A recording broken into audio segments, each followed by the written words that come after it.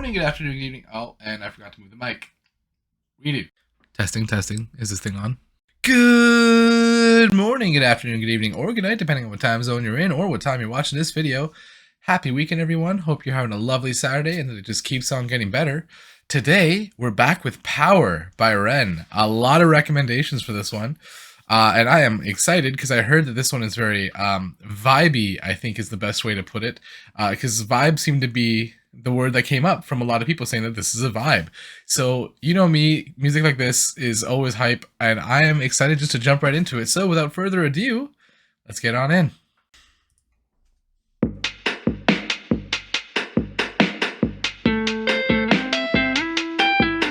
Get it? Power.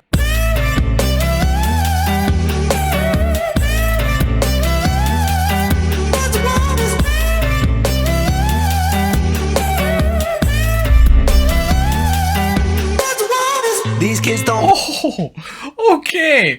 All right, I get the part about the vibe now. That was a vibe. This is just the music. Come on, the bass in that, the voice in the background, like the vocals, that power. Oh, that. All right, I'm in for it. I'm in for it. Let's see where we go. These kids don't play my shit, I never had a top 10. Maybe it's cause I sing about violence and depression. They say don't blame these kids, just focus on yourself, friend. Well, if they don't like what I'm doing now, then fuck them. Yeah. You know that there's tons of people in the music industry that wouldn't take a chance on Ren because of his topic matter, because of the fact that people think that people aren't ready to talk about emotions and introspection and the problems in society. They're gonna kind of not show his on like top of like top 10 charts, Billboard charts, whatever. They won't show him because he's not that kind of material that they expect to do well, and so no one's going to advertise for him, no one's going to market him.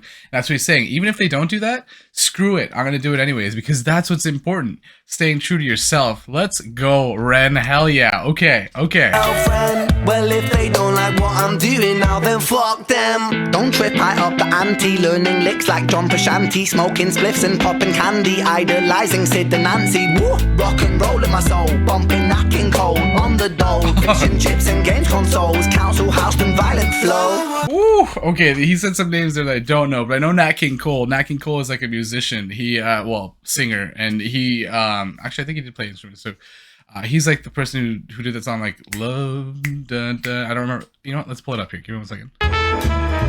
L is for the way you look at me.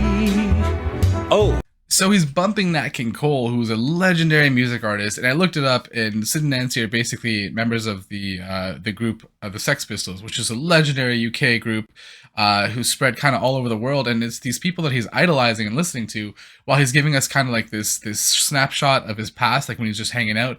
You know, he's hanging and having fish and chips, playing game consoles, which that's a throwback. Like let's be real here. But he's saying that even while he's doing this, the whole time he's got these people on his mind because he idolizes them. He wants to be just like them. And so he's hanging out, and the whole time he's got this idea of being a music artist that's legendary in his mind, and he wants to try to get it to grow, right? He does mention being council housed, which I did do a little bit of research after Tales of Jenny and Screech about welfare schemes, because I had a negative idea in my mind. But basically council housing is like lower cost housing.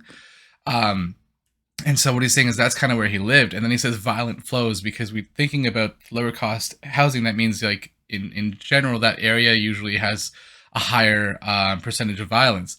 And then he says violent flow, but he's saying he's fighting with his flow. Like that's what he's doing. That's what he resorts to, because even amongst all the violence, that's the flow is kind of where he finds peace.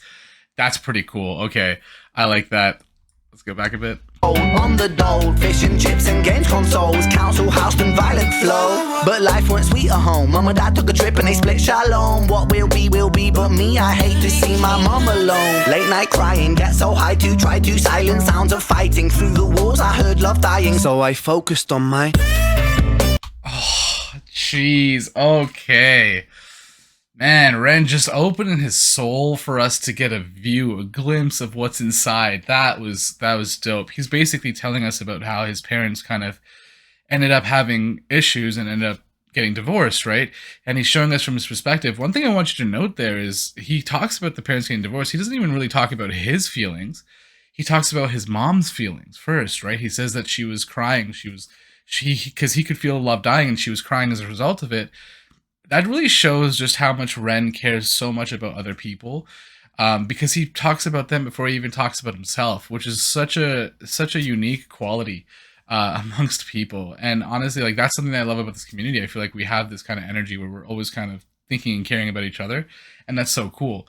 But the way that he said that is mom and dad split, where it's like they split up, but also when you say someone splits, it's like they're leaving, right? And that's what happened with his dad. And he says they went on a trip, like they're going away, because the dad, I'm assuming his dad went away, because I think the way it sounds like is that he's living with his mom. And then he has to hear her cry. And that's like one of the worst feelings in the world, is hearing a loved one crying or upset. That sucks. It is quite possibly like, it even makes, it gives like a physical discomfort.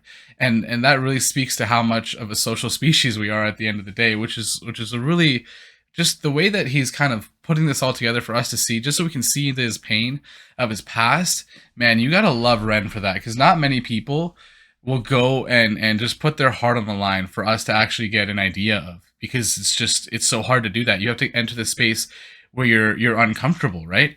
And then, so one of the things he kind of mentions as well is that he got so high trying to silence like the sounds of fighting, because when they were fighting, what did he resort to? He resorted to getting high to try to escape it, right? Because a lot of people use drugs and alcohol and stuff like that for escapism. And that's what he's telling us here, is that that's what he was using it for. And again, even that, to say that, like, that's, you have to really be comfortable just sharing all of yourself, because you're going to get judged for that, right? No matter who you are. Ren, this is why Ren is so awesome. He's unfiltered, just totally will put his heart on the line in every song, and that's why his music is so powerful. It reaches right in here. Damn. That's what it was. I focused on my. Now let's go back. Let's go back. Oh, and ain't that the case? So he essentially said, like, so when all that was happening, when there was all this chaos, all this hardship, he focused on his power. What was his power? And literally, like, all of us have an element of power inside us, right? Power comes in many different ways, shapes, and form, and we just need to find it, because it's not the same to each person, and not everyone is going to view what your power is as being powerful, because it's not the same. It's very subjective, right? Like, you might have a powerful like force of attraction to music, which I think a lot of us do, and this is what Ren has, right? Like, he finds his power in music. And the way that he can kind of divvy out his emotions, sort through them, use the music to kind of put it forward and understand himself, and then also create this like lightning rod effect where he gathers people and energies of the same kind of level, and finds a place for them to like become a community, kind of like what we're doing here. And that's such a cool way to say that, like, he used music, his power, to kind of overcome this issue he was dealing with. And that's what we have to do in times of hardship, is find that place where we find power inside ourselves and use it as best as we can to mitigate any of those problems that we're experiencing, and try to get past them and try to move forward. Damn, okay. And the beat again. These kids don't play my shit, I never had a gold plaque. My style is old school, but I swear this ain't a throwback. I put my visions into rhythms on a dope track. To understand the place I'm coming from, let's go back. When I was 16, I was a sick teen. Oh man, that was so... I put my visions into rhythms and a dope track, because that's exactly what I was saying. Is like, his power is his music. So he takes everything that he's experiencing, everything that he's seeing, his visions, and whether that's kind of metaphorically like internal visions, or like quite literally like what he's seeing with his eyes, right? He puts all of that onto tracks in the hopes that he can kind of get an understanding of where he's coming from, because that's how he does it. He uses music as therapy, right? He's very good at this. He's able to put down all his feelings into the song, and then learn about himself through the song. But while doing it, he helps us in the process, because he gives us an insight into our own mind half the time, every time he does this, because his experiences are human experiences. Oh my god. Was a victim of my head. I was just 16, up in the kitchen, racking up lines till my nose bled. 16 and then affliction. Racking up lines till my nose bled. That's kind of cool because when you think about it, lines could be cocaine, which he does kind of indicate with the sniffing, but also racking up lines, like writing out lines in a song. And so maybe he thought about that as kind of like it's that was his addiction, right? His addiction was to the lines of music. And that's kind of what we're seeing here. So it's kind of a twofold verse or double entendre there. It's super cool. I was just 16, up in the kitchen, racking up lines till my nose bled. 16 and then Ooh, in the transition, we follow him with the nose and he looks in the other camera. Who is doing the... Oh, this is clean. affliction in an addiction with my dread. I was just 16, I was quite sick then, I was a prick then, I was a pleb, but fuck it, we're all misguided individuals, life can suck it. Yeah. My cup ain't half full, man, I'm filling up the whole bucket. I drink my tears so I My cup ain't half full. I'm filling up the whole bucket, and the common saying is like more tears in the bucket. You know what I mean? And so tears in the bucket. The whole kind of meaning behind that is like, yeah, go ahead, cry more, talk more about your problems into this bucket, right? But he's saying, think about the visual. He's saying, my cup ain't half full. I'm filling up the whole bucket. So he's using his tears, his pains, his problems, and he's filling them up. And the cup is not half full. It's full of his tears, but he's still being an optimist about it, because when you think of life as a cup half full, you're an optimist. And when you think of life as a cup half empty, you're a pessimist. But he's using his own pains and own problems to create optimism and to find the happiness in those problems, or trying to, at least, right? And that's what he's saying. All his sweat, all his blood, all his tears, he's taking that and he's using those to power his power. Oh my God, Ren, come on, dude. How do you even think of that? Oh, that line. Let's go back just to hear that again. Oh. in an addiction with my dread. I was just 16, I was quite sick then, I was a prick then, I was a pleb, but fuck it, we're all misguided individuals, life can suck it. My cup ain't half full, man, I'm filling up the whole bucket. I'll drink my tears so I can drown my sorrow. Yeah. Like I might die tomorrow. Live no. Yes. Oh man. Yes, that's exactly what it is, right? Like, if you're experiencing pain, this is how it has to go. Like, you can't let it get the best of you, and you got to find that power. But the verse that he's singing here is so great, because he's talking about all the pains and problems, and he says basically, like, as a kid, he was not the best person. He was kind of, in his own opinion, a pleb, right? And pleb basically means someone who's subpar in some way, shape, or form. Usually it's like a gamer term where it's like a noob, someone who's not very good at things. But that's how he felt. That's how he felt internally. But then he goes on to basically make you think about it and be like, listen, like, that's life. Sometimes you're not good at things. Sometimes you're going to have a bad day. Sometimes things don't go your way.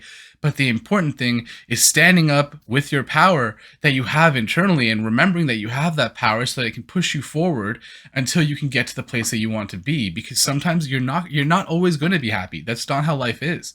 So it's about finding ways to, even in those dark times, find that happiness and helping and using that to help you push forward.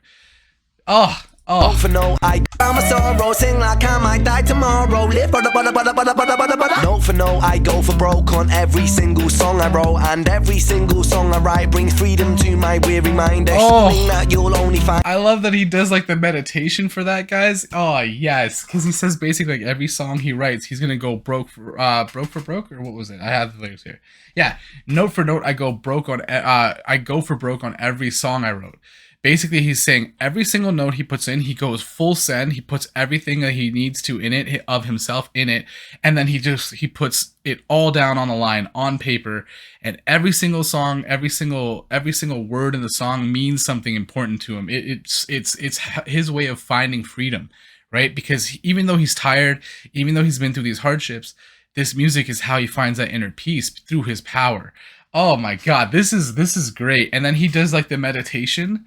Like he does, I'm not going to pull my legs up because I have this table in front of me, but like he does like the meditation pose, because for him, it is a meditation. It's about finding that inner peace. Ren, stop being so good at everything. God damn it.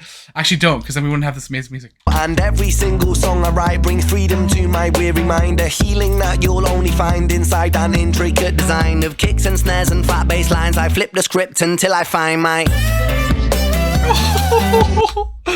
Oh man, a healing you can only find in kicks and snares and fat bass lines, and this bass line is fat. It is so good. It's just bumping. But on top of that, this is what he's saying, is he that's his healing. That's how he feels better about his life, is he puts this energy down onto paper to understand it, to figure out how to go about it, and then uses that to kind of move forward. And that's how he heals, right? And it's through his pain that he finds his power. Oh, and I just love the energy he's bringing into this, man. And just the shot of this, even like as we've been kind of moving as in the video, it's just a shot of them driving, right? And enjoying life. And that's kind of the journey, isn't it? It's the journey of life that we take on. We're in a car, we're traveling through life, through all these roads, twists and turns that they've been making. And we don't know what to necessarily expect. Sometimes there's traffic, sometimes there's a road closure, whatever might happen. But whatever it is, you still got to enjoy the ride. And that's what they're both doing, right? I don't know if they've stopped so far, but maybe they have, and that would be even more symbolistic, you know what I mean? That if they come to a stop, they're still just enjoying life. They're just jamming out. They're having a good time. This is kind of like his reflection on his life and the journey that he's taken, right? These are the roads he's traveled in his life, and showing where even when there was pain, he still had to enjoy life or find the power in himself to enjoy life. Red. Flat bass lines, I flip the script until I find my... It is what it is. I focus on my... Now run the track, run the track.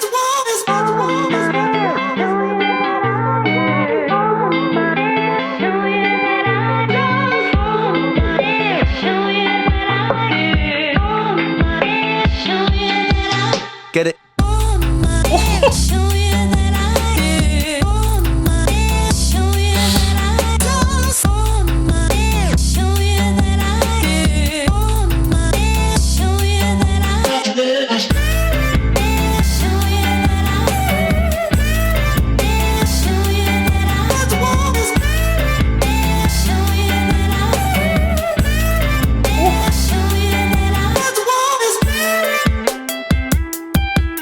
Get it? Clean.